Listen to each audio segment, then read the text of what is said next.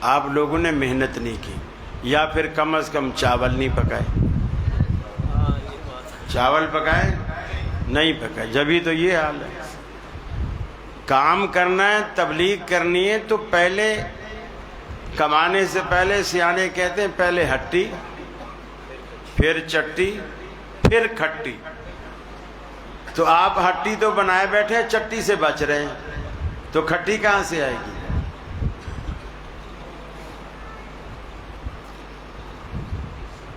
الحمدللہ الحمدللہ احمدہ وهو المحمود ابدا ابدا واستعینہ وهو المنعم المولى ونعم النصير مؤيدا لا شريك له إلها واحدا أحدا فردا صمدا وأشهد أن سيدنا وسندنا محمدا عبده ورسوله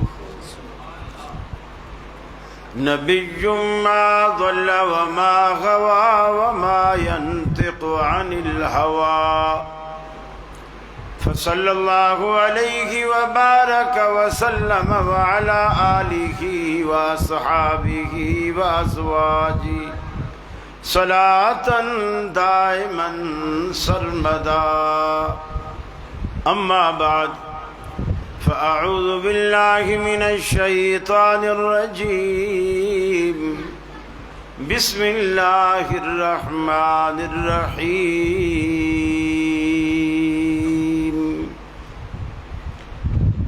وإذ أخذ الله ميثاق النبيين لما آتيتكم من كتاب وحكمة ثم جاءكم رسول مصدق لما معكم لتؤمنن به ولتنصرنه قال أقررتم وأخذتم على ذلكم إصري قالوا أقررنا قال فاشهدوا وأنا معكم من الشاهدين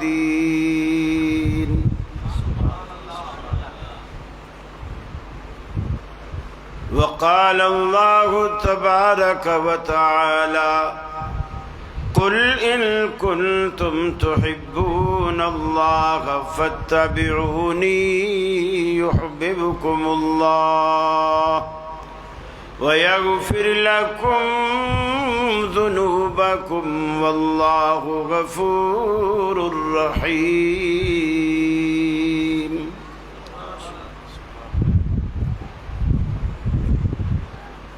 یہ مقصد ہے کہ دنیا سے جہالت دور ہو جائے، کلام اللہ سے مومن کا دل پر نور ہو جائے۔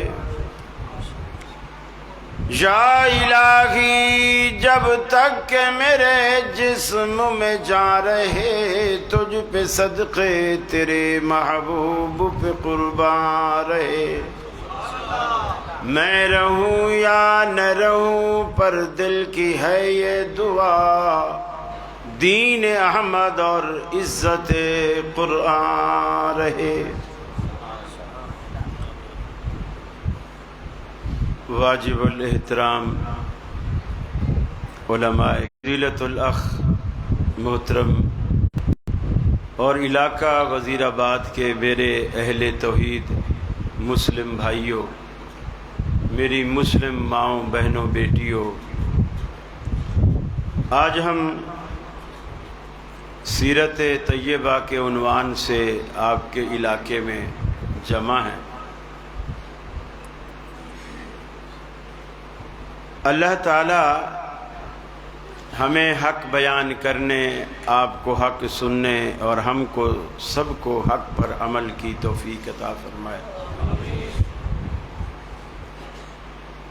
مجھ سے ماقبل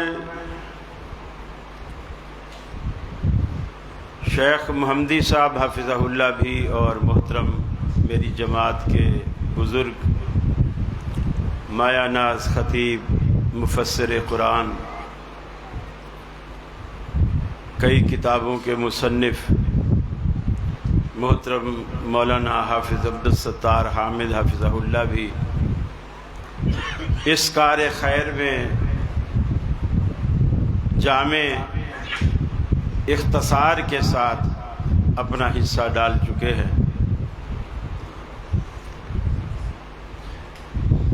ایک ہے نبی کریم صلی اللہ علیہ وسلم کی سورت اور ایک ہے سیرت۔ سورت یہ ہوتی ہے آپ کا قد مبارک ایسا تھا، رنگ مبارک ایسا تھا، ہونٹ گلابی تھے، ناک کھڑی تھی، آنکھیں موٹی تھیں، چہرہ گورا تھا، زلفیں کالی تھیں، یہ ساری باتیں سورت میں آتی ہیں۔ لوگ زیادہ اسی کو پسند کرتے ہیں کہ نبی کریم کی سورت کا تذکرہ ہو، اور لوگوں کی دیکھا دیکھی میں نے اہل حدیث خطیبوں کو بھی دیکھا، وہ اسی رو میں بہہ رہے ہوتے ہیں۔ جتنے حروف مقطعات ہیں قرآن مجید کے، یاسین، طٰہٰ، نون واللیل والضحیٰ، یہ سب کو نبی کے مکھڑے پر فٹ کر رہے ہیں۔ ہمارے خطیب بھی واللیل دیاں زلفاں والا، حامیم دے سحریاں والا، طٰہٰ دے تاجاں والا، پتہ نہیں یہ تفسیریں کہاں سے لے آتے ہیں۔ اہل حدیث دنیا میں سب سے ممتاز، ہر اعتبار سے ممتاز۔ دنیا میں واحد مسلک اہل حدیث ہے، کوئی بھی مسئلہ بیان کرے گا اس میں عقل کا دخل، رائے کا دخل نہیں ہوگا، اس کے پیچھے نبی مکرم صلی اللہ علیہ وسلم کی سیرت ضرور اس کی پشت پر ہوگی۔ آپ کی سیرت کے 3 بڑے حصے ہیں۔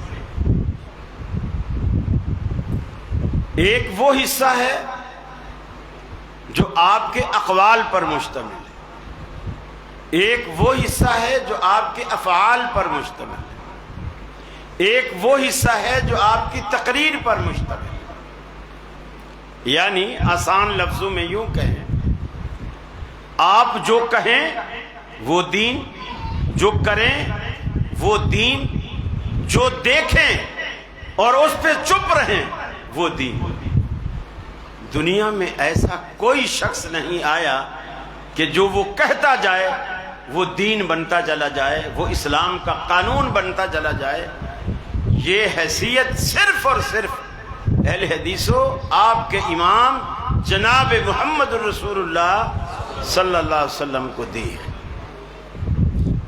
اس کا یہ مطلب بھی نہیں ہے کہ ہم رسول اکرم صلی اللہ علیہ وسلم کے حسن کا تذکرہ نہیں کرتے، لیکن اتنا جتنا حدیث نے بیان کیا، جتنا حدیث نے بیان کیا۔ مرچ مسالہ اپنی طرف سے نہیں ڈالتے اور ڈالنا بھی نہیں چاہیے۔ دیکھیے حضرت عائشہ صدیقہ رضی اللہ تعالی عنہ فرماتی ہیں، مصر کی عورتوں نے یوسف کو دیکھا تھا اور دنیا کہتی ہے، میں نہیں کہتا، دنیا کہتی ہے کہ جتنا حسن اللہ تعالیٰ نے، جتنا حسن یوسف کو دیا تھا، اس کا قتل کر دینے سے بھی زیادہ، کہ اس سے تو میری عزت پہ حرف آ رہا ہے کہ جیسے میرا فیصلہ غلط ہے. وہ سمجھی کہ یہ اس لیے کہہ رہی ہیں کیونکہ انہوں نے جس کو یہ نوکر کہہ رہی ہیں ابھی انہوں نے اس نوکر کو دیکھا نہیں. چنانچہ اس نے اہتمام کیا. ان اعتراض کرنے والی ساری سہیلیوں کی دعوت کی، گھر پہ آئیں، ان کے ہاتھ میں سیب پکڑا دیے اور وزیر آباد کی چھریاں بھی دے دی. ہر عورت کے ہاتھ میں چھری بھی ہے، سیب بھی ہے. ابھی بولا کاٹو نہیں، میں جب یوسف کو بلاؤں پھر تم اس سیب کو کاٹنا.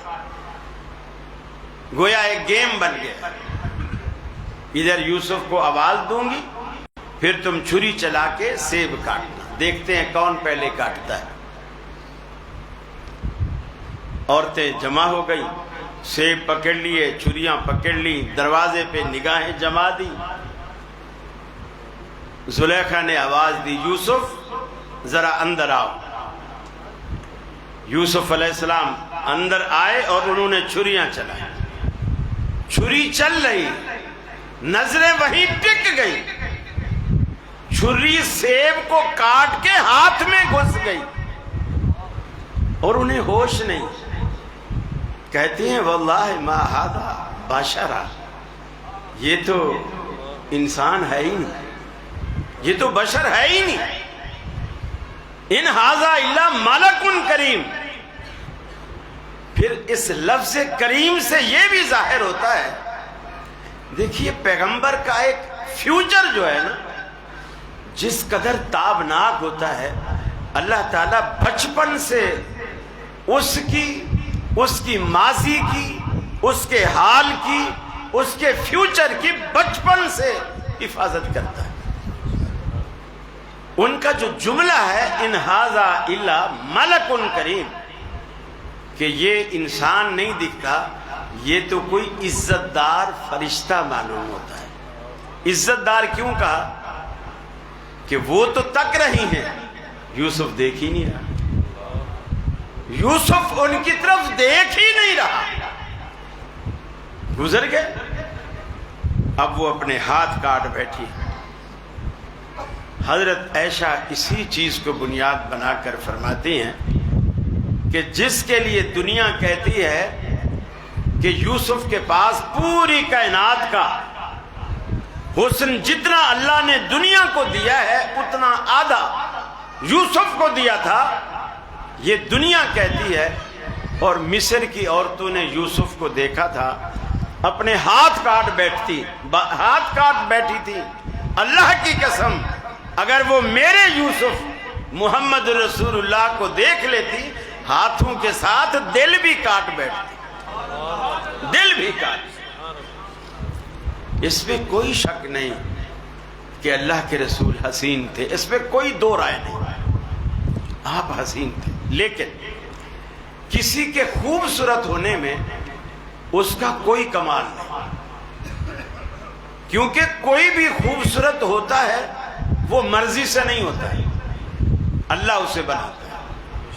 اسی لیے پورے قرآن مجید میں اللہ رب العالمین نے نبی کریم صلی اللہ علیہ وسلم کے رخ زیبا کی کہیں تعریف نہیں کی، کہیں بھی. نہ زلفوں کی، نہ رنگت کی، نہ ہونٹ مبارک کی، نہ آنکھوں کی، حلیے کی کہیں تعریف نہیں کی. پورا قرآن مجید پڑھی. کیوں؟ پہلی بات کہ یہ چیز کسبی نہیں. جب کسبی نہیں تو کوئی اگر خوبصورت ہے اس میں اس کا کوئی کمال نہیں. دوسری بات یہ کہ اگر اللہ کا حبیب سیاہ زلفیں رکھتا ہے تو دنیا میں آپ سب بیٹھے کالی زلفوں والے، اس میں نبی کا خاصہ کیا ہوا؟ جتنے بھی نوجوان ہیں سب کی زلفیں کالی ہیں، نبی کا کیا خاصہ ہے؟ آدھا امریکہ پورا گورا ہے، آدھا کالا ہے. تو آدھا امریکہ جب گورا ہے تو نبی بھی اگر گورا ہے تو اس میں نبی کا امتیاز کیا ہے؟ دنیا میں بے شمار لوگ حسین ہیں، رسول اللہ صلی اللہ علیہ وسلم بھی حسین تھے، اس میں کوئی دو رائے نہیں، لیکن اس میں امتیاز کیا ہے؟ ہمارے مہندی صاحب بھی ماشاءاللہ دیکھ لو کتنے خوبصورت، ابھی تو داڑھی ہے تو اتنے خوبصورت ہے، اور جب داڑھی نہیں تھی تو غضب کی بلا کے حسین تھے، لیکن اس زمانے میں انہوں نے ابھی کبھی دعوت ہی نہیں دی، اگر دعوت دیتے تو ہم کراچی لے جاتے۔ یہ ایسا حسن اللہ رب العالمین عطا کرتا ہے، اس میں بندے کا کمال نہیں۔ اللہ نے قرآن مجید کے اندر جب بھی تعریف کی، نبی کی سیرت کی تعریف، کیونکہ سیرت وہبی چیز نہیں تھی، سیرت کسبی تھی، آپ نے اسے کمایا تھا، اپنی محنت سے کمایا۔ یہ بڑا دل گردہ چاہیے کہ سامنے والا آپ کو گالی دے رہا ہے اور آپ سامنے کہیں جا خدا تیرا بھلا کرے، ایسا دل گردہ یہ قسمت والوں کو نصیب ہوتا ہے۔ لوگ پتھر مارتے، آپ ہاتھ اٹھاتے، فرشتہ آتا آپ سے پوچھتا، اللہ کے رسول میں فرشتہ ہوں، میں طائف کے جتنے دونوں پہاڑ ہیں، دائیں والا بھی بائیں والا بھی، یہ میرے ایک اشارے کے پابند ہیں، میں اگر انہیں کہوں یہ دونوں پہاڑ آپس میں مل جائیں، بیچ میں طائف ہے، اور یہ پورے طائف والے جو آپ کو پتھر مار رہے ہیں، یہ بیچ میں ایسے پس جائیں گے جیسے چکی کے دو پاٹوں کے درمیان گیہوں یا چاول کا دانہ پستا ہے، دانہ پستا ہے، اور چکی میں سے پس کر پھر بھی آٹا تو نکلتا ہے۔ اگر میں ان کو دو پہاڑوں کے بیچ میں پیسوں گا نا، ان کا آٹا بھی نظر نہیں آئے گا، کچھ بھی نظر نہیں۔ حضرت زید نے کہا، وہ اللہ کے رسول ان بدبختوں نے بڑی تکلیف پہنچائی ہے آپ کو، آپ کا جوتا لہولہان ہو، یعنی جسم سے جو خون بہا اور نیچے جا رہا ہے، وہ جوتی جو آپ نے پہنی ہوئی ہے اس کے اندر خون بھر کے پاؤں جوتے سے چپک گیا، جب خون جما تو پاؤں جوتے سے چپک گئے۔ ایسی حالت میں آپ نے تھک ہار کے، ایک باغ تھا کسی کا، وہاں آپ تھوڑی دیر سستائے بیٹھے، زید نے کہا آپ دعا ان بدبختوں کے لیے بد دعا کریں، آپ نے فوراً ہاتھ اٹھایا، زید خوش ہو گیا، شاید آپ نے میری درخواست مان لی۔ آپ نے اصل میں آپ کا مزاج اور معیار ہی کچھ اور، آپ نے ہاتھ اٹھائے، جو قوم بد دعا کی مستحق تھی آپ کے ہاتھ ان کے لیے دعا بن گئے۔ فرمایا اللہم اہدی قومی فإنہم لا یعلمون، اے اللہ یہ بدبخت قوم اگر آج مجھے پتھر مارتی ہے، مجھے لولہان کرتی ہے، اس لیے نہیں کہ یہ باغی ہیں، اس لیے کہ یہ مجھے نہیں جانتے، اگر جانتے ہوتے تو کبھی بھی ایسا نہ کرتے۔ اللہ تیرے بھیجے ہوئے فرشتے مجھے آ کے پوچھتے ہیں کہ اگر میں چاہوں تو تو ان کا پوری کی پوری بستی اور آبادی کو دو پہاڑوں کے درمیان پیس کے رکھ دے۔ اے اللہ جب تو ان کو پیسنے پر قادر ہے، ان کے دل پھیرنے پر بھی تو قادر ہے، ان کو پیس نہیں ان کے دلوں کو بدل دے، ان کے دلوں کو پھیر دے۔ یہ میری قدر و منزلت سے نہ واقف لوگ، آپ ان کے دل میں میری قدر و منزلت ڈال دے تاکہ یہ مجھے پہچان سکیں، اپنے اور پرائے کا فرق جان سکیں، مجھے اپنا خیر خواہ مان سکیں۔ اللہ کے حبیب نے ان کے لیے دعائیں مانگی۔ آج دنیا دیکھ رہی ہے پورے کا پورا طائف مسلمان ہوا ہے۔ آپ کی دعاؤں کا ثمرہ آپ کی دعاؤں کا نتیجہ اہل حدیثوں ایسی سیرت اپنے اندر پیدا کیجئے، ایسی سیرت پیدا کیجئے۔ آج ہم آپس میں لڑتے ہیں، وہ بھی اہل حدیث ہے، یہ بھی اہل حدیث ہے، میں بھی اہل حدیث ہوں، لیکن ہم تینوں لڑتے ہیں، ایک نہیں ہو پاتے۔ کیوں؟ میرا قائد اور ہے، اس کا قائد اور ہے، اس کا قائد اور ہے، اس لیے ہم ایک نہیں ہو پاتے۔ اہل حدیثو، میں تمہیں رب کا واسطہ دے کر تم سے پوچھتا ہوں، مجھے بتاؤ کیا تم سب کا قائد محمد الرسول اللہ نہیں ہے؟ میرا قائد اور اس کا قائد اور، کیا ہم سب کا قائد محمد الرسول اللہ نہیں؟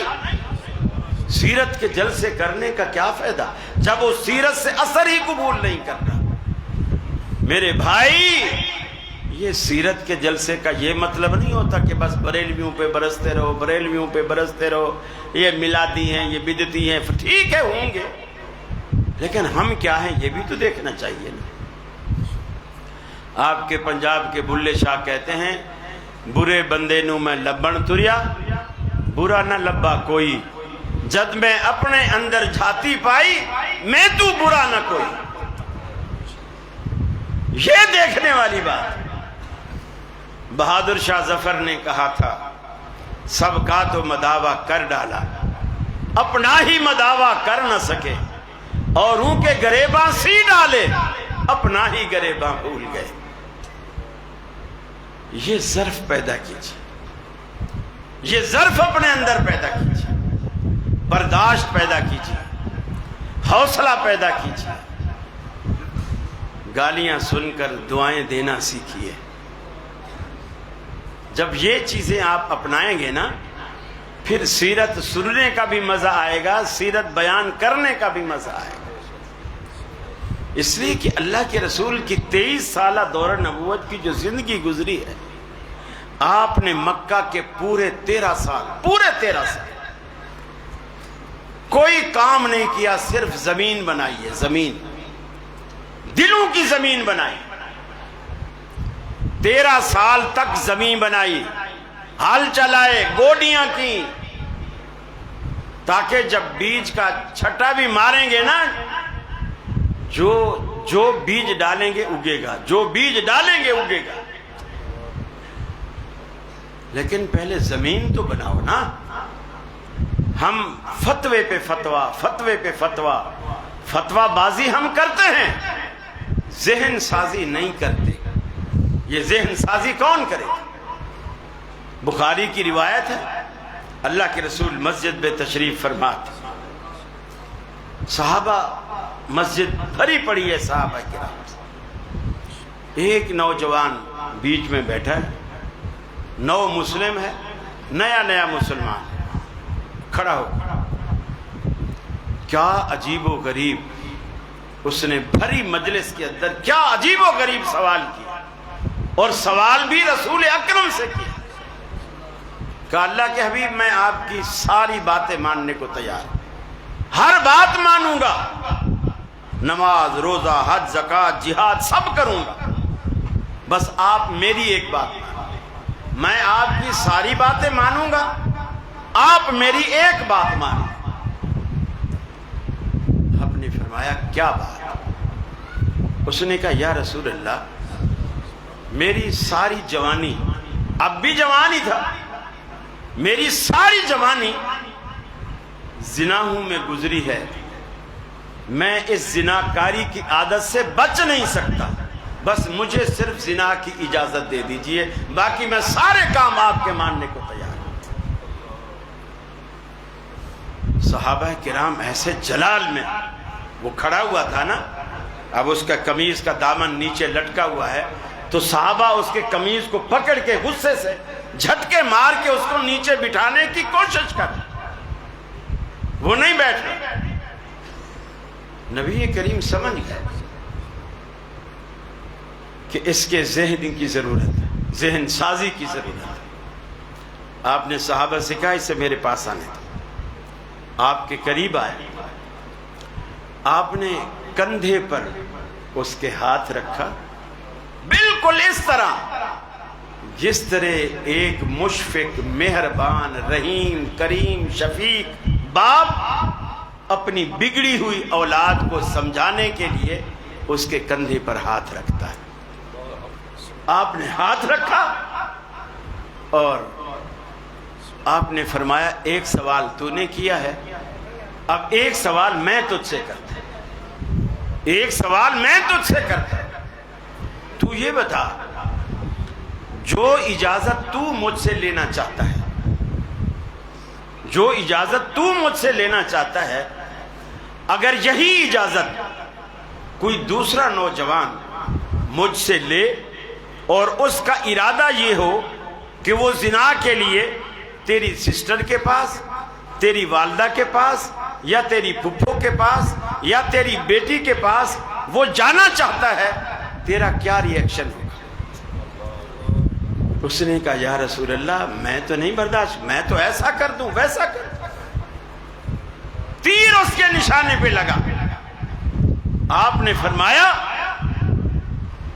اگر میں تجھے اجازت دے دوں تو جائے گا، جس کے پاس بھی جائے گا وہ بھی تو کسی کی بیٹی ہوگی، کسی کی ماں ہوگی، کسی کی بہن ہوگی، تیرے رشتے تو رشتے ہیں، دوسروں کی کوئی عزت نہیں ہے۔ یہ بات اس کی سمجھ میں آ گئی۔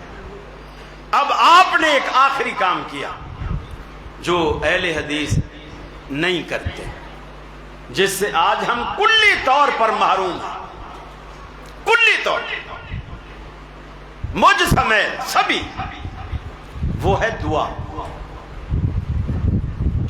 مجھے کراچی میں کوئی دوست کہتا ہے قاری صاحب دعاؤں میں یاد رکھنا، جیسے ملتے وقت پھر جاتے وقت کہتے ہیں لوگ قاری صاحب دعاؤں میں یاد رکھنا۔ میں کہتا ہوں کہ یار اہل حدیث دعائیں کرتے ہی نہیں ہیں، میں تو یہ کیا یاد رکھوں، ہم دعائیں کرتے ہیں، کبھی دیکھا ہے کسی کو دعائیں کرتے؟ اس عادت کو ہم نے چھوڑ دیا ہے، بالکل چھوڑ دیا۔ یہ بھی نبی مکرم کی سیرت کا ایک حصہ ہے۔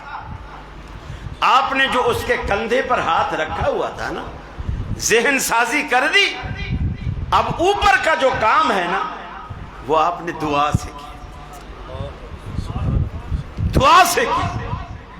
دعا تقدیروں کو ایسے بدلتی ہے، جہاں آپ کی ہر تدبیر فیل ہو جائے وہاں دعا کام آتی، وہاں دعا کام۔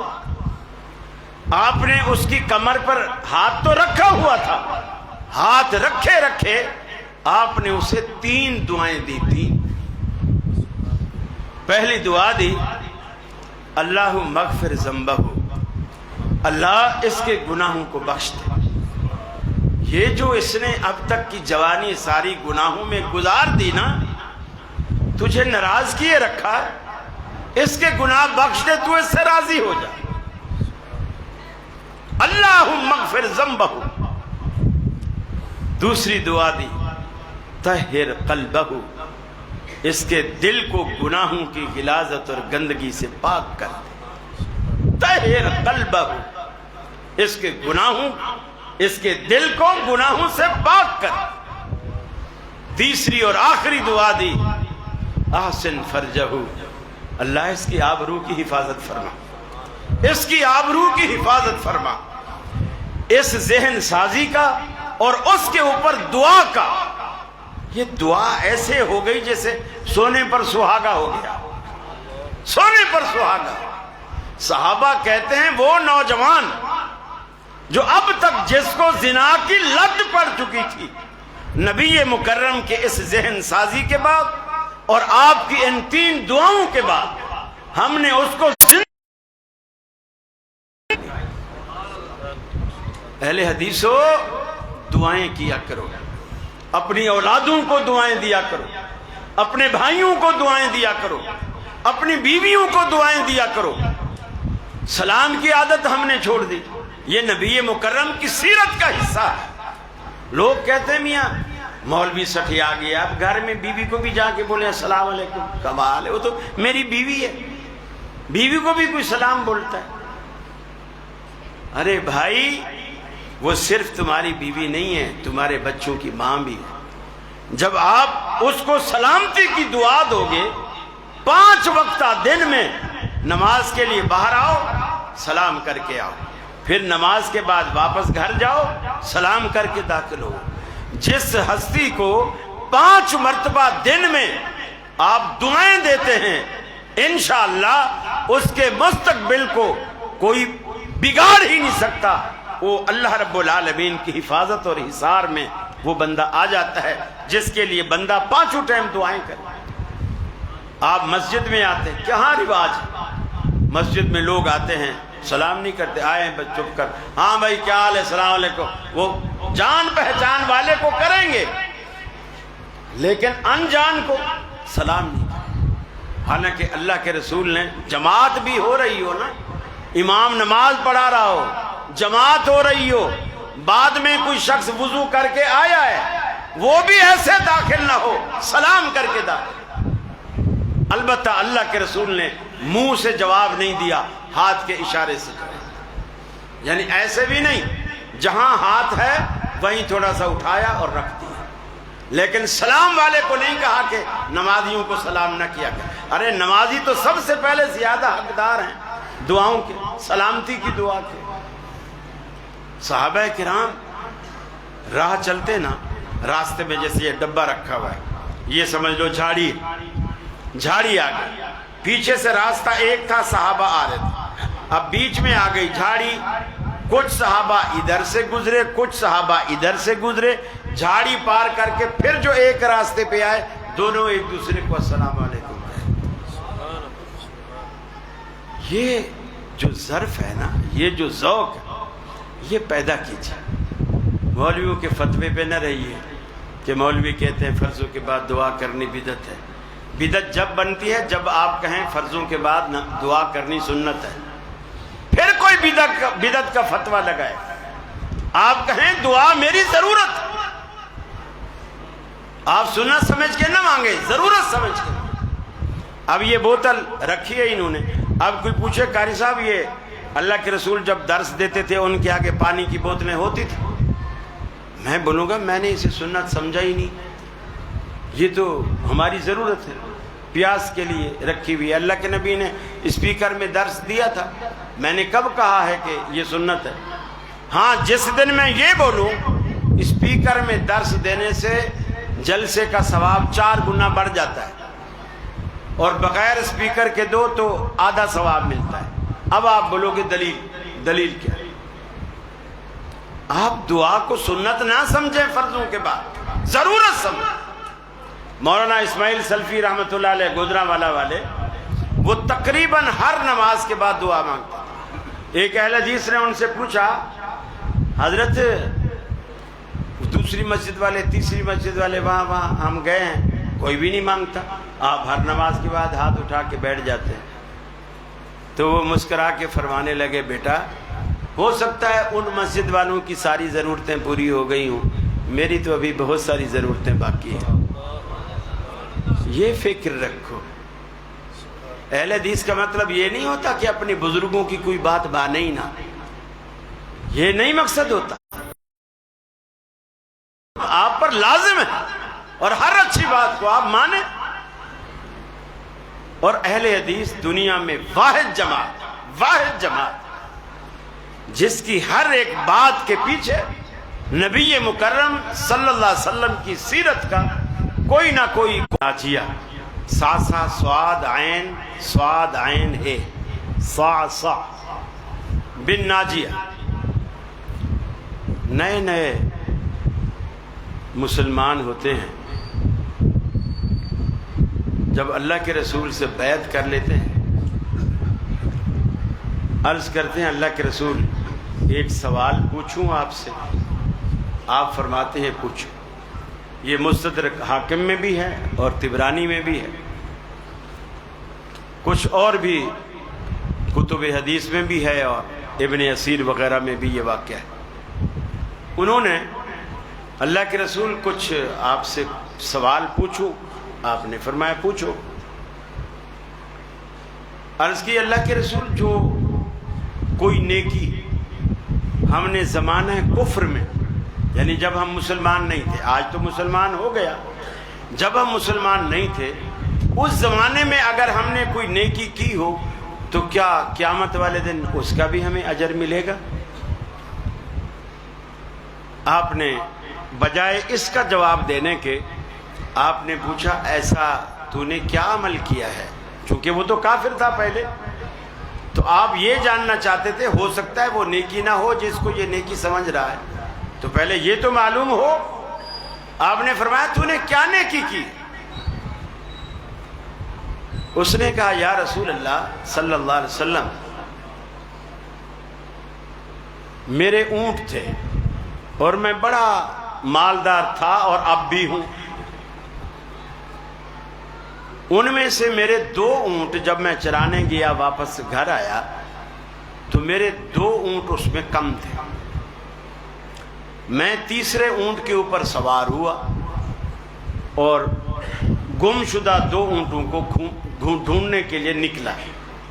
راستے میں ایک جنگل پڑتا تھا، وہ جنگل میں سمجھا بھی شاید یہاں چرنے نکل آئے ہوں، جنگل میں نے سارا پار کر لیا۔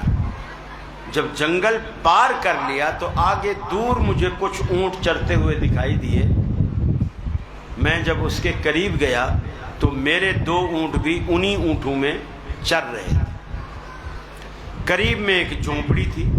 اب یہ ساسا بن ناجیہ اللہ کے رسول کو واقعہ سنا رہا، قریب ایک جھونپڑی تھی، باہر ایک بابا قسم کا آدمی بیٹھا ہوا تھا، گویا وہ اونٹ اس کے تھے، وہ اپنے اونٹ چرا رہا تھا۔ میں نے اسے جا کر کے کہا کہ بھائی یہ جو 2 اونٹ چر رہے نا تیرے اونٹوں کے اندر، یہ 2 اونٹ میرے ہیں۔ اس نے کہا بھائی میں نے چرائے تھوڑی ہیں، اگر یہ چر کے آ رہے ہیں اور تو کہتا ہے تیرے ہیں تو لے جا، مجھے تو کوئی اعتراض نہیں، لے جا اپنے اونٹ۔ تو بولے میں ابھی اپنے اونٹ لینے کے لیے جا رہا تھا تو جھونپڑی میں سے نو مولود بچے کے رونے کی آواز آئی، تو اس بوڑھے نے پوچھا کہ کیا ہوا، لڑکا ہوا یا لڑکی ہوئی؟ تو یہ کہتے ہیں میں اونٹوں کی طرف توجہ ختم کر کے میں نے اس بوڑھے کی طرف توجہ کی، ابھی اندر جھونپڑی سے آواز، اس کو جواب کی آواز نہیں آئی۔ میں نے اس سے پوچھا اگر لڑکا ہوا تو کیا کرے گا، لڑکی ہوئی تو کیا کرے گا؟ اس نے کہا یا رسول اللہ اس بابے نے مجھے کہا کہ اگر لڑکا ہوا میرا سر فخر سے بلند ہوگا، میرے قبیلے میں میری عزت ہوگی، مٹھائیاں بانٹوں گا، خوشی کا اظہار کروں گا، میرا وارث بنے گا۔ اس نے کہا اگر وہ اس کو قتل نہ کرے 3 اونٹ کے بدلے میں مجھے دے دے، میں اسے خرید لوں گا۔ کہتا ہے کہ یا رسول اللہ اس وقت میری حویلی میں 360 بچیاں پل رہی ہیں، اجر دے گا؟ آپ نے فرمایا پہلا اجر تو یہ ہے جو اس نے تجھے ابھی دے دیا کہ تجھے کفر سے اسلام کی دولت عطا کر دی، گویا تجھے دوزخ سے بچا دیا، پہلا اجر۔ آخرت کی بات فرمایا آخرت میں ضمانت دیتا ہوں کہ اللہ تعالیٰ تجھ پہ جنت کے خزانے کھول دے گا، جنت کے خزانے کھولے گا، جس طرح تو نے آج اپنے خزانے بچیوں کی جان بچانے کے لیے کھولے ہیں، نچاور کیا کر۔ ایسی تجارت تو دنیا میں ہر کوئی کرتا ہے، جس سے میرا بنگلہ بن جائے، میری ایک دکان سے 2 دکانیں ہو جائیں، دکان کا ایک دروازہ ہے تو 2 ڈور کارنر کی دکان ہو جائے، میرے بچے کی شادی ہو جائے، میری بیٹیوں کی شادیاں ہو جائیں۔ اور یہ کام ہمارے کرنے کا نہیں ہے، تو اللہ کے کرنے کا ہے، اس نے ہر کسی کا نصیب لکھ دیا۔ آپ اللہ پہ توکل تو کر کے دیکھیں، جو کرنے کا کام ہے وہ تجارت ہے جو آپ اللہ کے۔ کیا میں تم کو ایسی تجارت نہ بتلاؤں؟ دنیا میں تم بڑی بڑی تجارتیں کرتے ہو، کیا میں تم کو ایسی تجارت نہ بتلاؤں جس تجارت کو تم کرو، جس تجارت کے تم تاجر بنو، اللہ رب العالمین نتیجے میں تمہیں عذاب علیم سے بچا لے۔ اللہ کے نبی کی زندگی کا ایک چیپٹر یہ بھی ہے، آپ اللہ سے تجارت کیا کرتے تھے۔ اللہ نے قرآن پاک میں فرمایا فَمَنْ زُحْزِحَ عَنِ النَّارِ وَأُدْخِلَ الْجَنَّةَ فَقَدْ فَازَ، فرمایا جو بندہ دوزخ سے بچا لیا گیا، جنت میں داخل کر دیا گیا، دنیا والو اگر تم سمجھو تو اس سے بڑی کامیابی ہی کوئی نہیں۔ سب سے بڑی کامیابی یہ، اللہ کے نبی کی سیرت کا مطالعہ کیجئے، دیکھا کیجئے اللہ کے حبیب کیسے راتوں کو اٹھ اٹھ کر، حالانکہ دامن میں کوئی داغ نہیں، دامن میں کوئی دھبا نہیں، بے داغ دامن لیے راتوں کو بستر چھوڑ کے اٹھ کھڑے ہوتے ہیں۔ ہمیں تو ماں باپ کہتے ہیں بیٹا اٹھو نماز پڑھو، اللہ رب العالمین اپنے پیغمبر سے کہتا ہے کتنا فرق ہے ہمارے مزاجوں میں، پیغمبر کے مزاج میں، امتی کے مزاج میں کتنا فرق ہے کہ رب العالمین کو اپنے پیغمبر سے یہ کہنا پڑتا ہے قُمِ اللَّيْلَ إِلَّا قَلِيلًا، اے حبیب ساری رات نہ جاگا کرو، تھوڑا جاگا کرو، کچھ سویا بھی کرو۔ ہمارے ماں باپ کہتے ہیں بیٹا اٹھا بھی کرو، دن رات سوتے ہو اٹھا بھی کرو، اور اللہ کے حبیب کو اللہ کہتا ہے میرے محبوب کبھی سویا بھی کرو، سویا بھی کرو۔ قُمِ اللَّيْلَ إِلَّا قَلِيلًا، یہ نبی مکرم کی سیرت، یہ سیرتیں کس کے؟ حضرت عائشہ نے دیکھا، پریشان ہو کر بولا اللہ کے رسول آپ کے پاؤں مبارک پہ ورم سوجن ہے، آپ راتوں کو قیام کرتے ہیں، اللہ کے حضور کھڑے رہتے ہیں اور قیام کرتے رہتے ہیں، پاؤں پہ ورم آ جاتی ہے، اللہ نے تو آپ کی اگلی پچھلی کوئی خطا رکھی ہی نہیں، آپ کا دامن پہ داغ ہے، آپ کو اتنی مشقت اٹھانے کی کیا ضرورت ہے؟ آپ نے فرمایا عائشہ کمال کرتی ہے، افلا اکون عبدا شکورا، کیا جس رب نے مجھے اتنا رتبہ دیا ہے کیا میں اس کا شکر گزار بندہ نہ بنوں؟ اس نے مجھے نعمتوں سے نوازا، ایک بکریاں چرانے والا، ایک اونٹ چرانے والا، جس کی جیب میں ایک پیسہ نہیں تھا، آپ نے کیا دکھ نہیں دیکھا؟ ارے ہم دنیا میں آئے کتنے ہمیں سنبھالنے والے تھے، کتنے سنبھالنے والے تھے، آپ دنیا میں ابھی آئے نہیں تھے، والد کا سایہ پہلے اٹھ گیا، ابھی دنیا میں آئے ہی نہیں تھے، ابھی 2 سال کی عمر کو ہوئے، ماں کی گود بھی چلی گئی۔ یہ یتیمی وہ تکلیفیں اللہ نے دکھائی آپ کو، اس کے بعد دادا کا سہارا بھی چلا گیا، پھر چاچا آئے، کچھ عرصے بعد چاچا کا سہارا بھی چلا گیا۔ یہ دکھ دیکھنے کے بعد جیب خالی، مکان بھی کوئی ایسا نہیں ہے، کاروبار نہیں، کوئی سٹیٹس نہیں، کچھ نہیں، غریب اتنے ہیں کہ کوئی دائی ان کو اٹھانے کے لیے تیار نہیں۔ پنجابی خطیبوں کی زبان میں یہ کہتے ہیں حلیمہ اتنی غریب تھی انہوں کوئی بچہ دیندہ نہیں سی، اور رسول اللہ اتنے غریب سی انہوں کوئی لیندہ نہیں سی، اور اللہ نے کس طرح ان کو جوڑا۔ یہ ساری یتیمی کا زمانہ پانے کے بعد کہتے ہیں نا کہ انسان سرخرو ہوتا ہے، انسان ٹھوکریں کھانے کے بعد، رنگ لاتی ہے ہنا پتھر پہ پس جانے کے بعد۔ مہندی ایسے رنگ نہیں دیتی، پتے توڑو ہاتھ پہ باندھ لو، کبھی آپ کے ہاتھ پیلے نہیں ہوں گے، ان کو پہلے رگڑنا پڑتا۔ انسان کی زندگی میں نکھار ہی تب آتا ہے، رنگ ہی تب آتا ہے جب وہ مشکلات اور مصیبوں میں پس جاتا ہے۔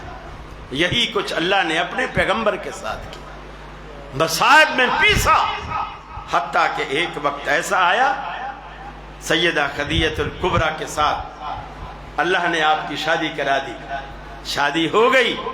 اللہ نے کہا الم یجدک یتیما فآویٰ ووجدک ضالا فہدیٰ ووجدک عائلا فاغنیٰ۔ اللہ کے رسول آپ یتیم تھے، آپ یتیم تھے، ہم نے آپ کو پناہ دی، آپ ہماری محبت کی تلاش میں سرگرداں پھرتے تھے، ہم نے آپ کو راہ دکھا دی، وہ سجھا دیا۔ آپ عائل تھے، تنگ دست تھے، غریب تھے، ہم نے آپ کو خدیجہ سے شادی کرا کے آپ کو مالدار بنا دیا۔